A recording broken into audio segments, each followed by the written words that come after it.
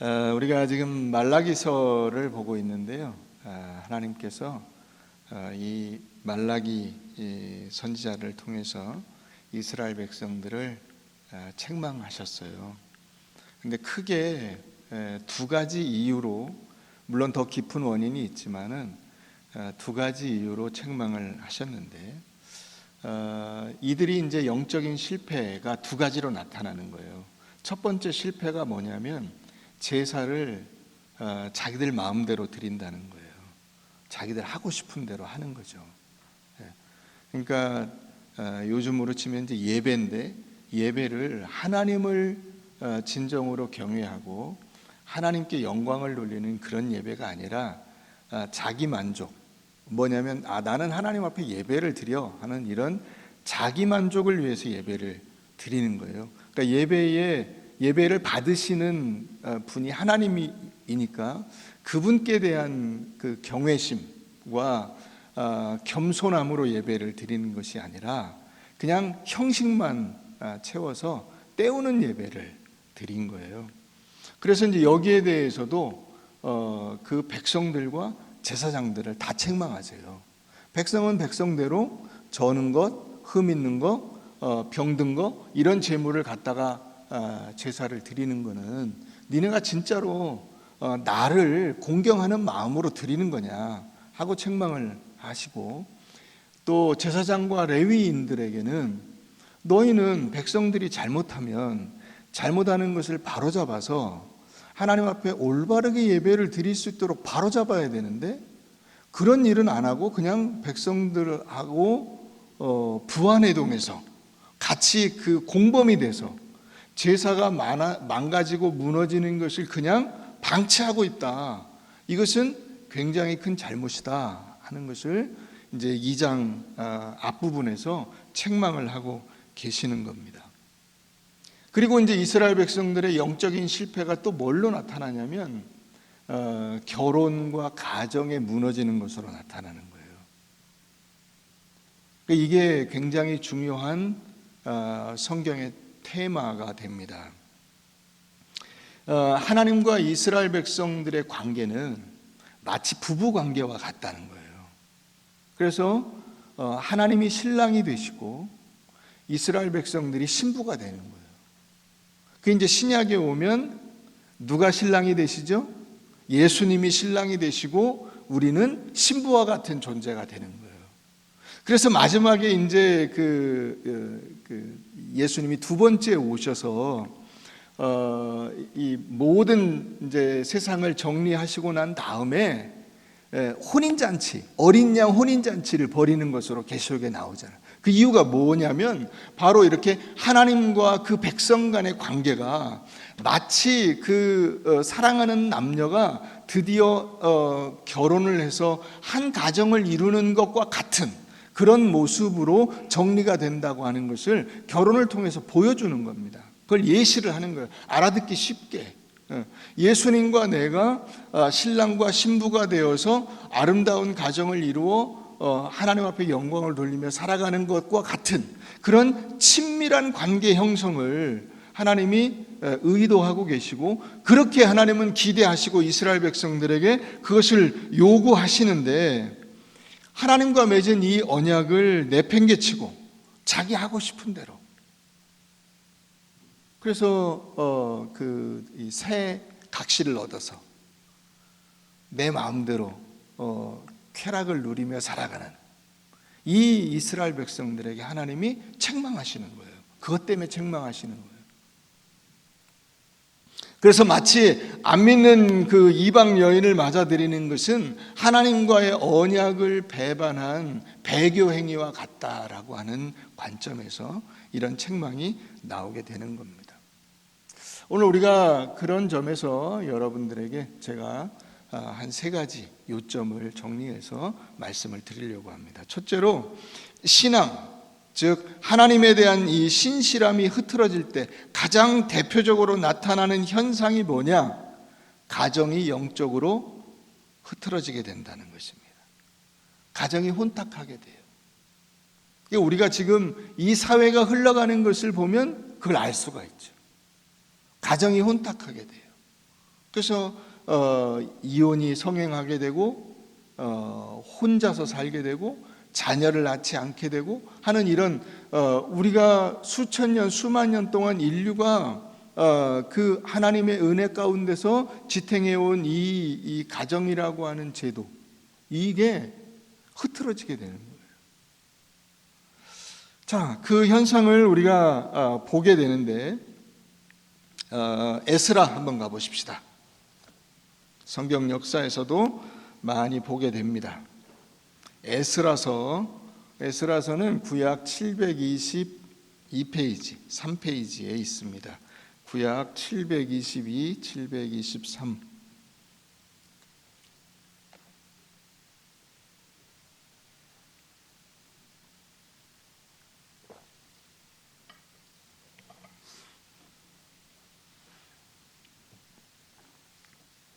자, 우리 한 6절까지 한번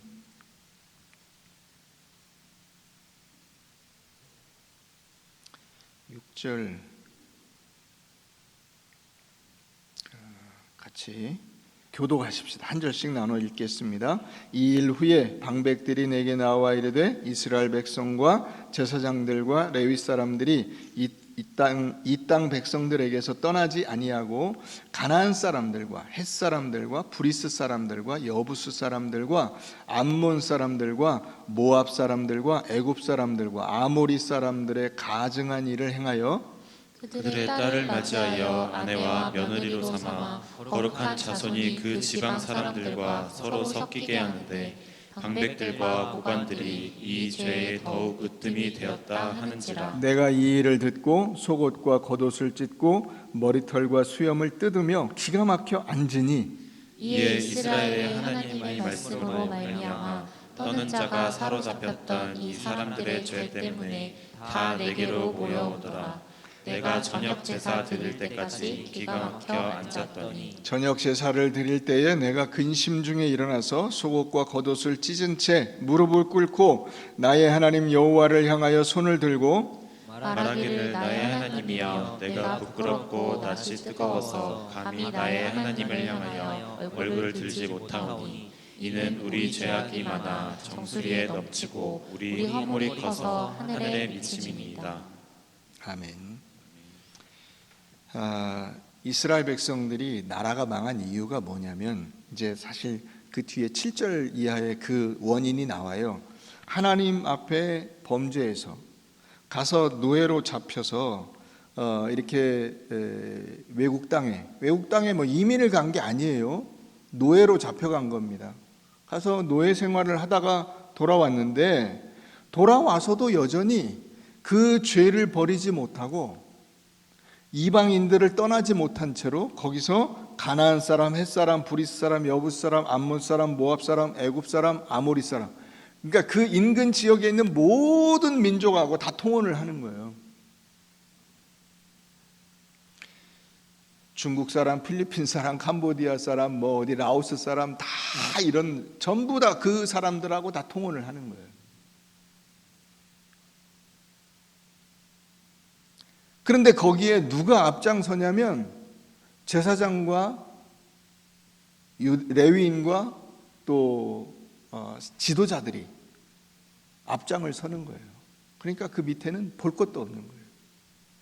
그냥 온 나라가 그렇게 돼버렸어요.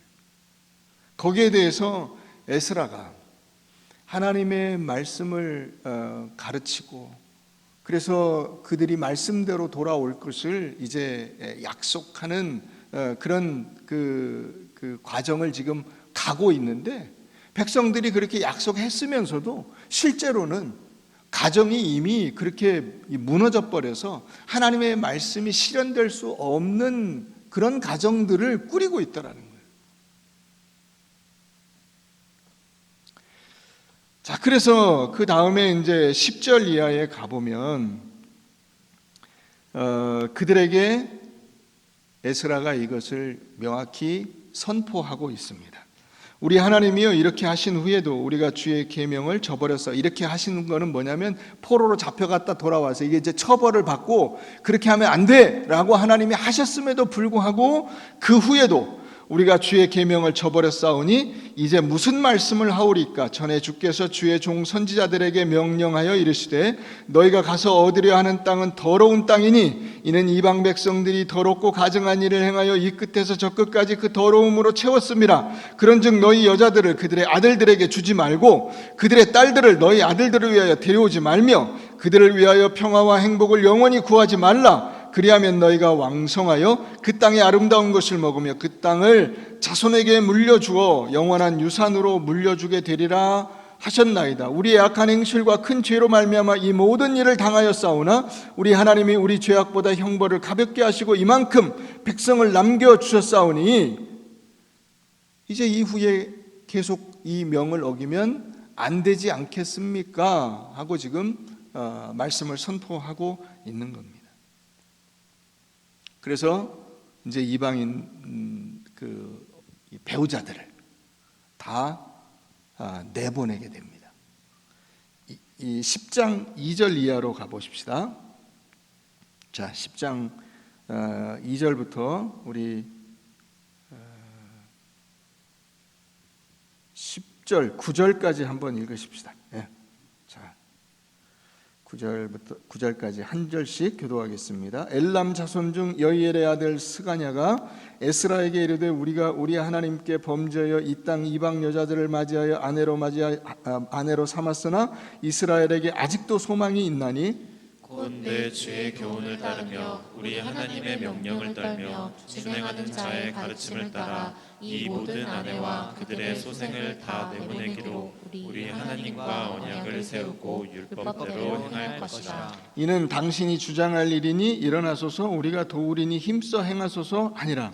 이에 에스라가 일어나 제사장들과 레위 사람들과 온 이스라엘에게 이 말대로 행하기를 맹세하게 하되 우리가 맹세하는지라. 이에 에스라가 하나님의 성전 앞에서 일어나 엘리야십의 아들 여호하난의 방으로 들어가니라. 그가 들어가서 사로잡혔던 자들의 죄를 근심하여 음식도 먹지 아니하며 물도 마시지 아니하더니 유다와 예루살렘에 사로잡혔던 자들의 자손들에게 공포하기를 너희는 예루살렘으로 모이라. 누구든지 방백들과 장로들의 훈시를 따라 3일 내에 오지 아니하면 그의 재산을 정몰하고 사로잡혔던 자의 모임에서 쫓아내리라 하매 유다와 베냐민 모든 사람들이 3일 내에 예루살렘에 모이니 때는 아홉째 달 20일이라. 우리가 하나님의 성전 앞 광장에 앉아서 이 일과 큰 비 때문에 떨고 있더니. 한 절씩 우리가 더 11절까지 더 읽읍시다. 제사장 에스라가 일어나 그들에게 이르되 너희가 범죄하여 이방 여자를 아내로 맞아 이스라엘의 죄를 더하게 하였으니 이제 너희 조상들의 하나님 앞에서 죄를 자복하고 그의 뜻대로 행하여 그 지방 사람들과 이방 여인을 끊어버리라 하니. 자, 이렇게 선포하고 백성들이 그렇게 하겠습니다 해서 다 내보냈어요. 다 이방 이 유대인이 아닌 그 남자나 여자를 다 배우자에서 내보내서 그 아이들과 함께 돌려보냈어요. 그래서 그 이방 여자와 결혼한 남자들의 그 리스트가 그 다음에 18절 이하에 쭉 나와요. 자, 이렇게 해서 한번 정리를 했잖아요. 자, 근데 그 다음에 느헤미야가 다시 돌아와서 느헤미야가 이제 그 바벨론에서 또 다시 사람들을 끌고 왔어요. 그래서 이스라엘 성벽을 재건해요. 그 재건하고 거기에 개혁 조치를 다시 하고 거기에 문제가 있는 걸 다 다시 이런 문제들까지 전부 다 정리하고 잠시 이제 바벨론에 갔다가 돌아왔어요. 그랬더니 어떻게 됐냐면 또 이방 사람들하고 결혼하고 있는 거예요. 그래서 느헤미야 그 끝부분에 다시 이렇게 이방 여인과 결혼한 지도자들과 사람들의 리스트가 또 나와요. 무슨 얘기냐면 이스라엘 백성들이 죄를 범하는 것이 그냥 한 번 죄를 범하고 끝난 것이 아니라 계속 이 죄가 반복되는 거예요. 이 죄가 반복되는 것이 무엇이냐면 이게 영적인 문제인 거예요. 이게 그냥 현실적인 어떤 그 욕구의 문제로 끝나지 않고 그 밑바닥에 뿌리가 문제인 거예요. 잡초가 올라오는데 잡초 우회를 끊었더니 그 잡초 우회가 계속 나오는 거예요. 이건 어떻게 해야 돼요? 뿌리를 뽑아야죠. 그렇죠? 뿌리를 뽑아야 돼. 자, 그 뿌리가 뭐냐? 두 번째로 결혼의 문제는 하나님과의 관계의 문제라는 것입니다.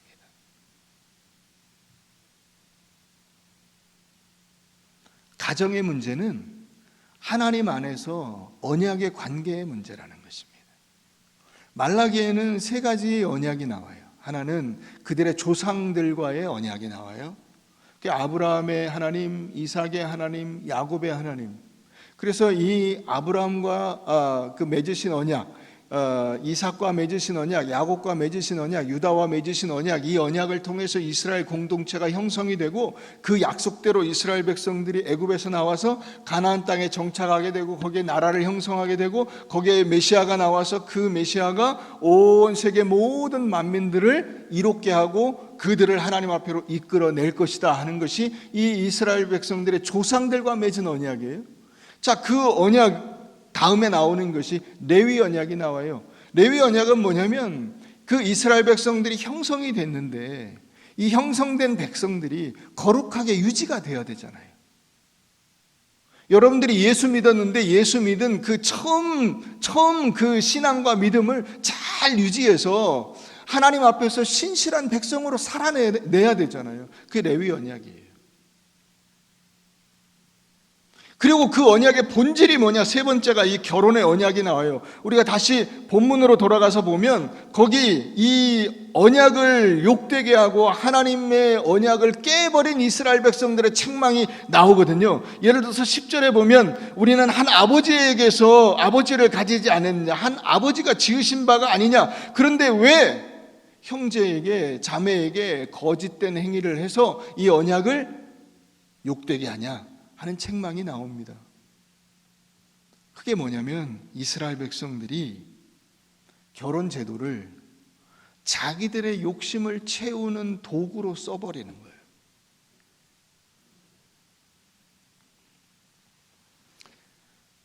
그러니까 결혼은 내가 배우자와 맺는 언약이면서 동시에 이것은 하나님과 맺는 언약이에요.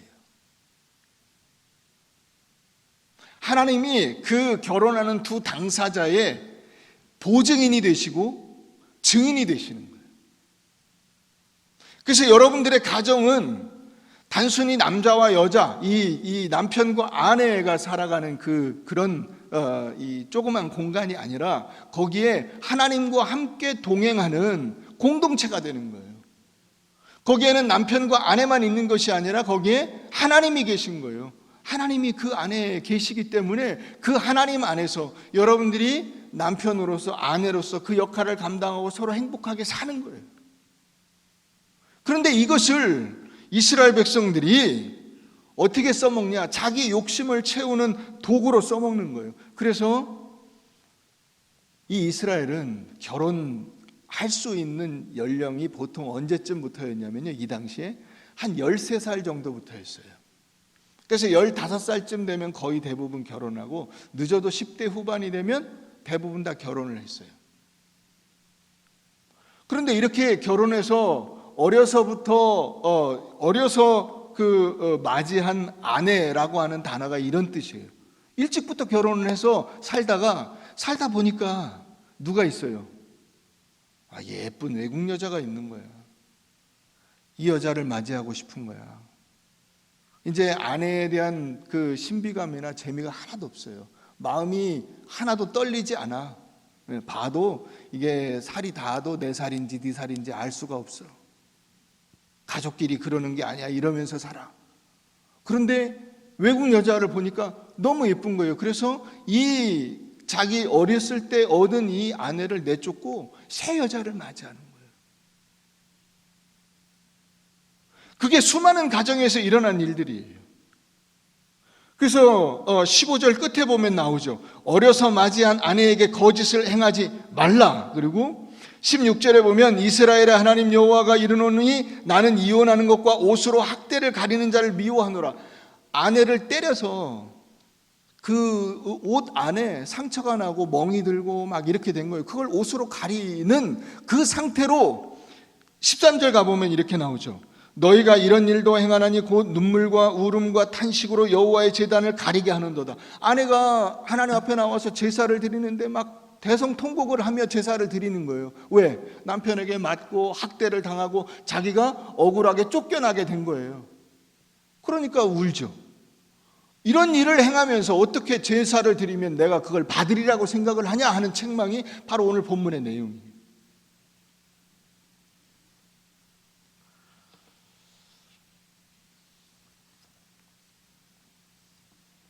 이 결혼은 하나님과 언약 관계를 맺은 남자와 하나님과 언약 관계를 맺은 여자가 하나님 안에서 서로 약속을 하고 가정을 이룬 거예요. 그런데 이방 여자를 맞아들이면 그 이방 여자는 누구와 언약 관계에 있어요? 다른 신과 언약 관계에 있어요. 그래서 그 다른 신과 언약 관계에 있는 여자를 맞아들여서 내가 그 다른 신과 하나님을 집어내버리고 하나님은 쫓아내버리고 그 자기 아내와 함께 쫓아내버리고 이방 신을 나의 신부로 맞아들이는 것과 같은 거예요. 그래서 하나님께서 분노하시는 거예요.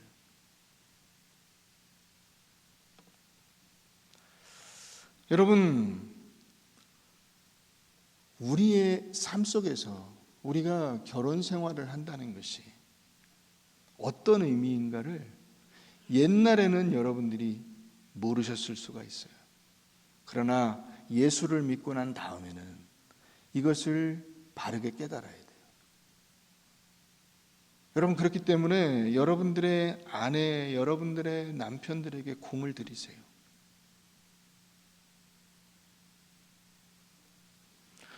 세 번째로, 결혼은 하나님의 유일한 사랑에 대한 서약이에요.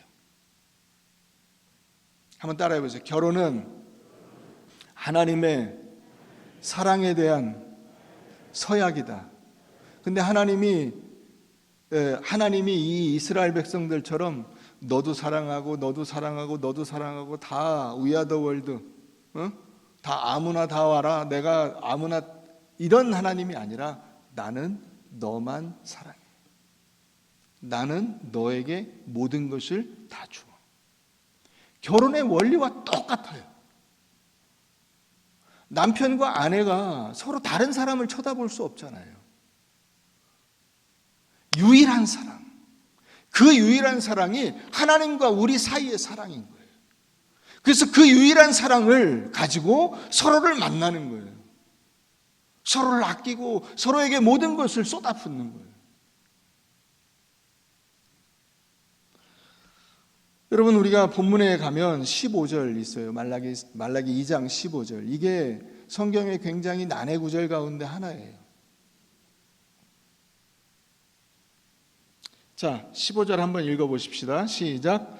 그에게는 영이 충만하였으나 오직 하나를 만들지 아니하셨느냐? 어찌하여 하나만 만드셨느냐? 이는 경건한 자손을 얻고자 하심이라.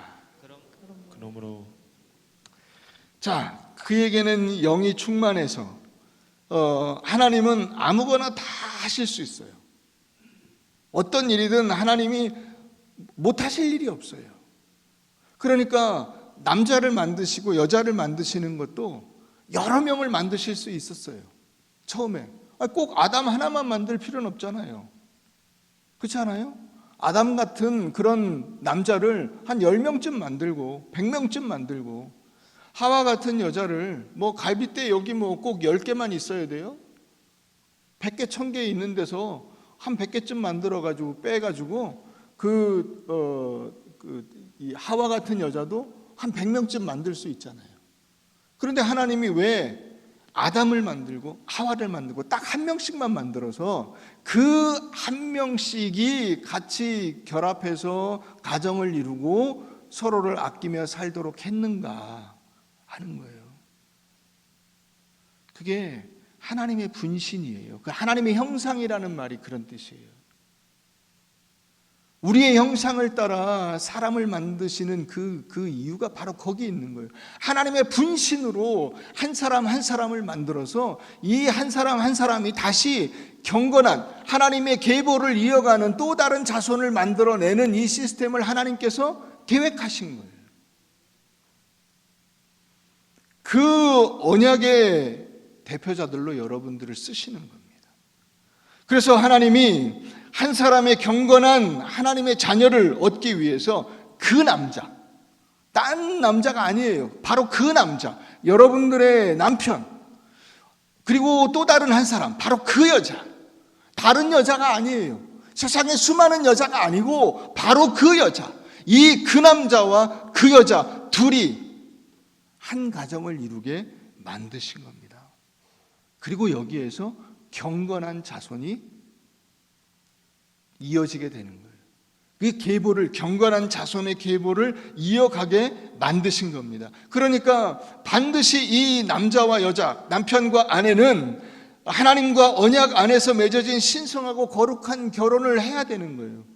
결혼이 신성한 이유는 그 결혼 자체가 유일무이하기 때문이다. 그 뜻이 아니에요. 인생에 한 번밖에 할 수 없기 때문에 신성한 것이다. 아니에요. 더 깊은 뜻이 있어요. 그것은 바로 그게 하나님이 보증하시고 하나님께서 증인이 되셔서 이 두 사람을 맺어주시고 그 두 사람을 통해서 하나님을 드러내야 하기 때문에 이 결혼이 신성한 거예요. 마태복음 19장을 우리 한번 가보십시다. 마태복음 19장.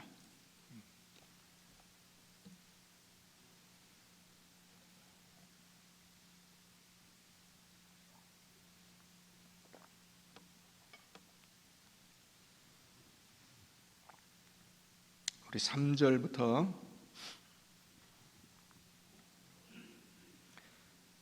8절까지 한번 읽겠습니다. 한 절씩 교독하십시다. 바리새인들이 예수께 나와 그를 시험하여 이르되 사람이 어떤 이유가 있으면 마음대로 그 아내를 버려도 됩니까? 이유가 있으면 이혼해도 됩니까?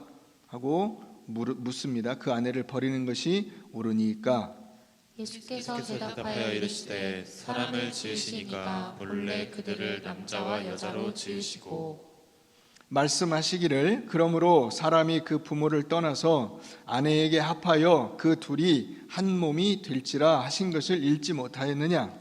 그런즉 이제 둘이 아니요 한 몸이니 그러므로 하나님이 짝지어 주신 것을 사람이 나누지 못할지니라 하시니 여짜오되 그러면 어찌하여 모세는 이혼 증서를 주어서 버리라 명하였나이까?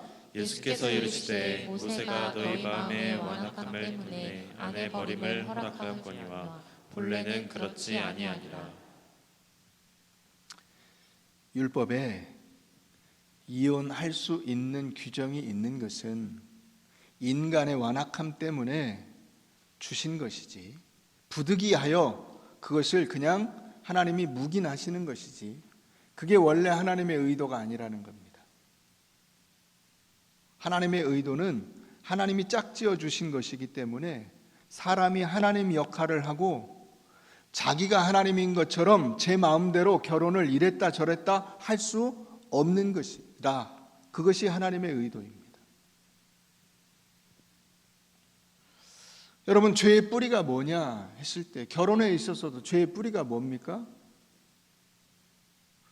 이 죄의 현상들이 나타나죠. 간음이라든가 불륜이라든가 다툼이라든가 이혼이라든가 이런 어떤 현상들이 나타납니다. 그 뿌리가 뭐냐 했을 때 그 뿌리는 하나님의 자리에 내가 앉아 있는 거예요. 하나님을 내쫓아버리고 하나님께서 아까 가정을 이루어 그 가정의 보증인이 되시고 증인이 되신다고 했는데 그 자리에 내가 앉아버린 거예요. 됐어, 이제 헤어져. 누구 마음대로 하냐 이거죠.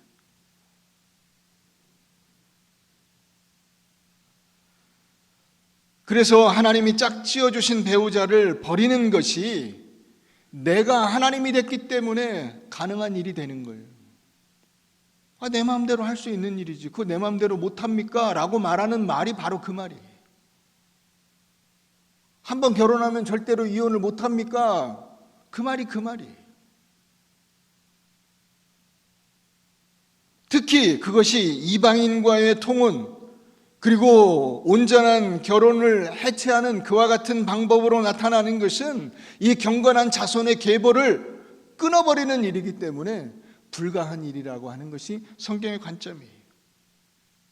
하나님께서 경건한 부부가 가정을 이룰 수 있도록, 부부로 가정을 이룰 수 있도록 하는 이 목적이 뭐냐 했을 때, 하나님의 그 뿌리를 가진 나도 경건한 자손이 되어서, 경건한 자손으로서, 또 하나님의 그 경건의 뿌리를 이어받은 배우자, 그 사람도 하나님의 경건의 자손으로 둘이 하나가 돼서 경건한 자손을 얻어 그 계보를 이어가는 거예요. 이게 하나님께서 우리를 통해서 원하시는 겁니다. 이 삼중 결합을 깨려고 해요. 깨려고. 수많은 사람들이. 왜 그럴까요? 우리 영상을 하나 좀 잠깐 보도록 하겠습니다.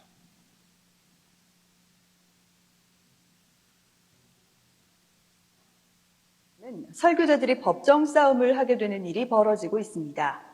기획기사 전윤성 변호사와 함께하는 차별금지법 통과 그 후 교회의 4가지 모습들. 두 번째 순서로 차별금지법이 설교자에게 미치는 영향을 해외 판례를 통해 알아봅니다. 김현정 기자가 보도합니다. 스웨덴의 아케그린 목사는 동성애는 유전에 의한 선천적인 것이 아닌 스스로 선택하는 것이고 하나님은 한 남자와 한 여자의 결혼 안에서만 성관계를 허락하셨다고 설교했습니다. 또 동성애가 죄이기 때문에 회개하면 말씀의 능력으로 이에서 벗어날 수 있다고 했습니다.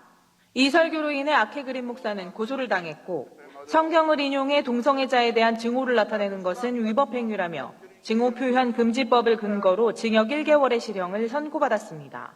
스웨덴의 증오 표현 금지법은 유대인을 공격하는 신나치주의자들과 인종주의자들의 캠페인을 막기 위해 제정된 법이었습니다. 그런데 이 사건은 교회의 설교까지도 증오 표현으로 포함시킨 판례입니다. 종교 교리를 자유롭게 설교할 수 있는 권리, 즉 종교의 자유가 침해된 사건이었습니다. 증오 표현 금지법은 소수 집단의 인권을 보장하기 위해서 영국에서 도입이 되었지만 종교의 자유와 표현의 자유를 침해하기 때문에 종교단체와 인권단체로부터 강한 반대를 받고 있습니다. 설교를 하지 않고 성경 구절 그 자체를 예배에 인용한 것만으로 징계를 받은 판례도 있습니다.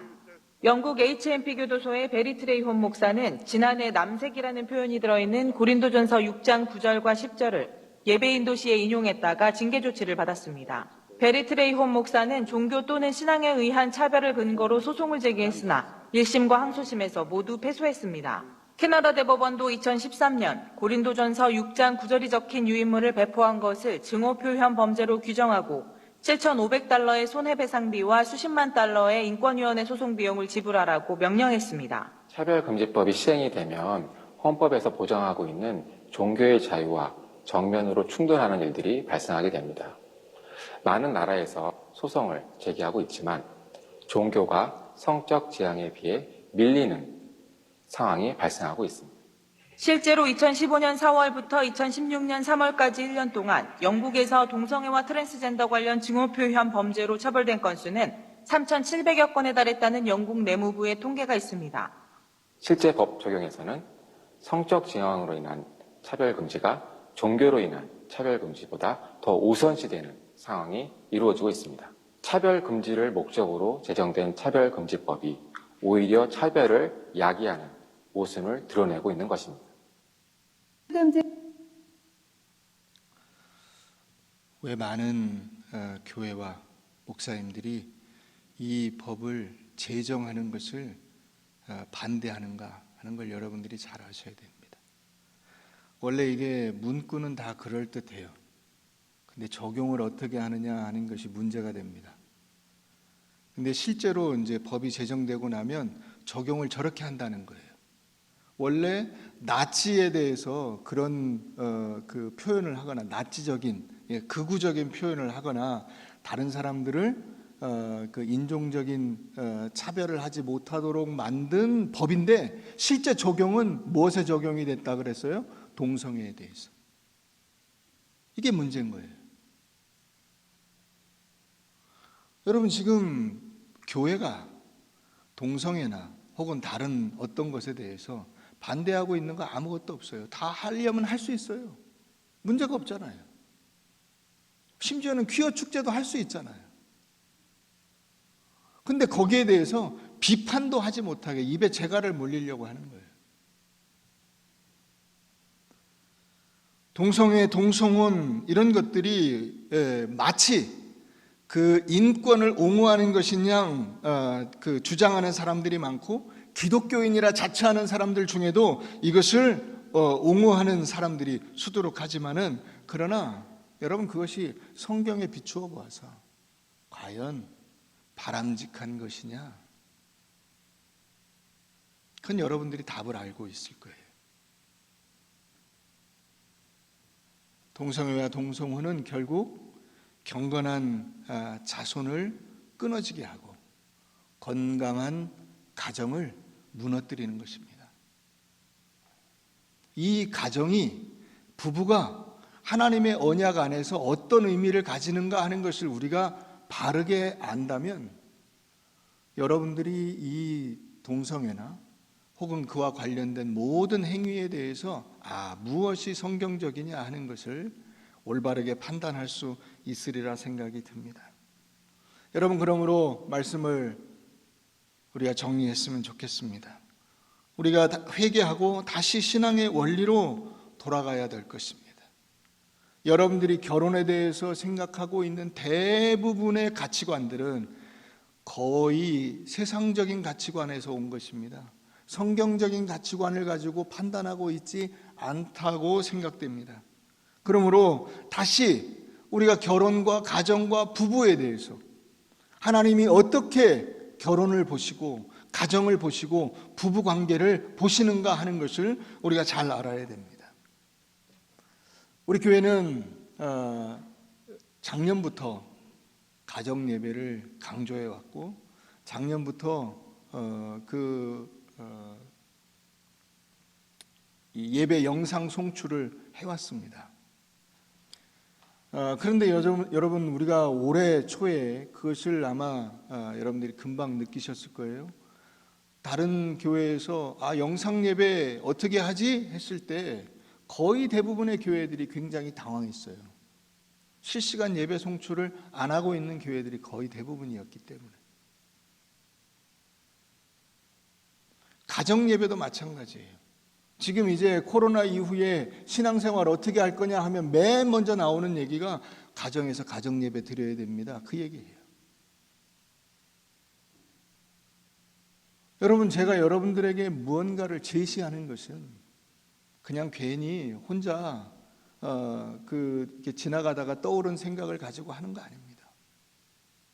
우리가 성경적으로 하나님의 말씀에 비추어 보아서 어떻게 해야 될 것인가 하는 것을 고민하고 성경에서 가진 성경 말씀이 우리에게 가르쳐 주는 바를 가지고 씨름하고 기도하고 그래서 여러분들에게 말씀을 드리는 거예요. 결국 이 혼탁한 사회 속에서 우리의 신앙을 유지할 수 있는 이 가장 최선의 지름길은 뭐냐? 가정이 올바로 세워지는 것입니다. 하나님의 말씀으로 그 가정이 든든해지는 것입니다. 그 일을 못하면 결국 신앙이 다 무너지고 갑니다. 에스라 9장에도 나오듯이 가나안 사람, 여부스 사람, 헷 사람, 무슨 어디 사람 해서 다 그 사람들이 몰려들어서 그냥 짬뽕이 된 엉망진창이 된 그게 어디냐면 바로 하나님의 백성들이에요. 믿음의 공동체예요. 근데 완전히 무너져 버린 거예요. 더 이상 믿음의 백성이라고 할 수 있는 근거가 없어져 버렸어요.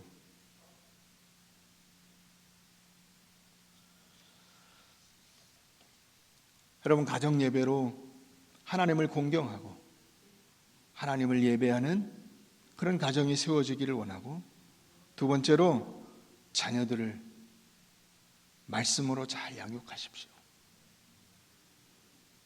오늘 말씀에 나오듯이 경건한 자손을 얻기 위한 하나님의 그 간절한 바람을 여러분들이 한 몸에 받고 있다는 사실을 기억하십시오. 그래서 하나님은 여러분들을 경건한 자손으로, 경건한 자손과 함께 가정을 이루게 하시고 그 가정에서 자녀를 생산하게 하셨습니다.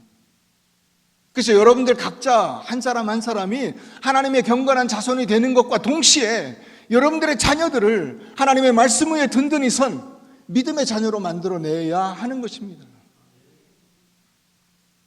세 번째로, 여러분들의 자녀들에게 세상적 가치관을 주입시키지 마세요. 너 공부 열심히 해서 서울대 가서 좋은 직장 가서 떵떵거리고 살아야 돼. 그건 세상적 가치관이에요. 그 세상적 가치관을 자녀들에게 주입하다 보니까 여러분들 스스로도 그 세상적 가치관 속에 매몰돼 버리는 거예요. 같이 휩쓸려 들어가 버리는 거예요.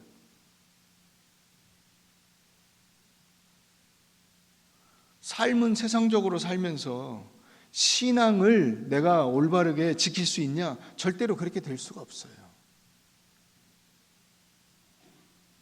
여러분, 구별이라고 하는 단어에서 거룩이라고 하는 단어가 나왔어요. 하나님의 백성은 구별된 백성들이고 구별되어야 거룩한 사람이 되는 겁니다. 세상 사람들하고 똑같이 살게 되면 전혀 구별됨이 없잖아요. 사람들이 기독교인들에 대해서 비판하는 것이 바로 그거잖아요. 너희하고 우리하고 다른 게 뭐야? 니네도 죄 짓고 마음대로 살잖아. 이 비판을 하는 거잖아요. 오늘날 교회에 대해서 교회가 잘하는 게 뭐야? 똑바로 하는 게 뭐야? 일반 조직과 다른 게 뭐야? 목사가, 장로가, 권사가 그 믿지 않는 사람들과 다른 게 뭐야? 라는 걸 묻잖아요. 그 구별됨이 없이 거룩함을 만들어낼 수가 없는 것입니다. 그렇기 때문에 여러분들의 자녀들에게 그 세상적 물질주의적 가치관을 심어주시면 안 됩니다. 그래서 어릴 때부터 말씀을 읽고 그 말씀대로 살아가는 훈련을 해야 되는 것입니다.